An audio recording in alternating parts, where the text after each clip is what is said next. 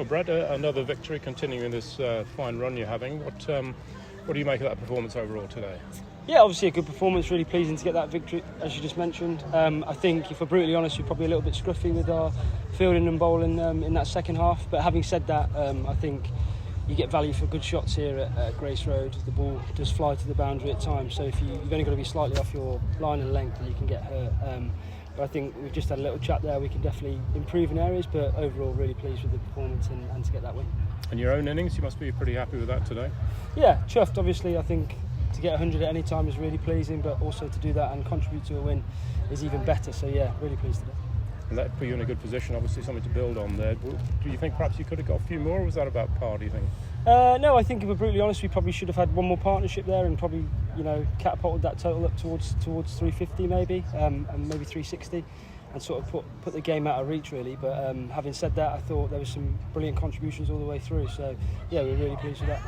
And of course you had then 23 for 4. I think it looked like it was going your way very much at that point, but then had a good fight back, wasn't it, by Shan Masood and Ben Cox. Ben Cox. Look, they played obviously beautifully. They're two quality players.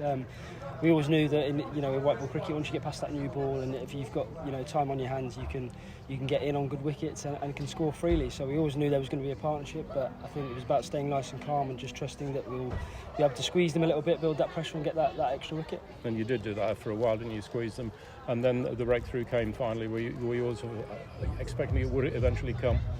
Yeah, well, I think so. You obviously you need to build pressure from both ends, and I think if we're brutally honest, we probably didn't do that at times, myself included. But I think to get Coxey probably caught down the leg side is not the way that you envision it, but you sort of take it at that stage, and then I think Benny coming back and getting that big wicket of Shan to really break that partnership and getting two new batters at the crease. Always stood us in good stead. But having said that, Ben Mike towards the end there played, I thought, phenomenal innings on probably what is one leg as well. So we had to, keep staying in the game and keep being nice and calm. So that's the thing about 50 over games, is it's never over till it's over. You can get these finishes coming from nowhere, can't you? And Ben Mike was an example today. Yeah, absolutely. That's cricket in general. I think if you ever take this game for granted, at some point it'll come and bite you in the bum. So I think we had to stay nice and calm and keep trusting what we were doing and trusting our plans.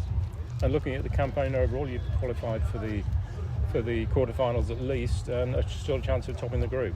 Yeah, absolutely. I think we just spoke about that. I think Gloucester not getting the result they want today is good for us. So exactly that, on Tuesday when we got Surrey at home, we'll be right up for it, trying to win that game and trying to give us the best chance of getting that home semi.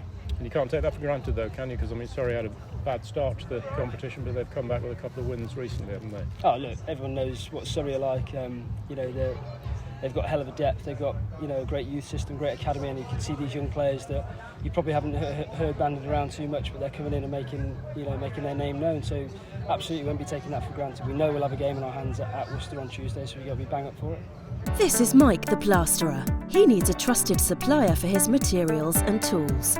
Mike needs Profile Store. With an easy-to-use website, you can check stock online, order it and collect it within the hour. Profile Store offer free delivery over £125 and fast overnight shipping. With over 2,000 products in stock, they're sure to have what you need. So get yourself down to the trade counter in Kidderminster today. Get the job done with profilestore.co.uk.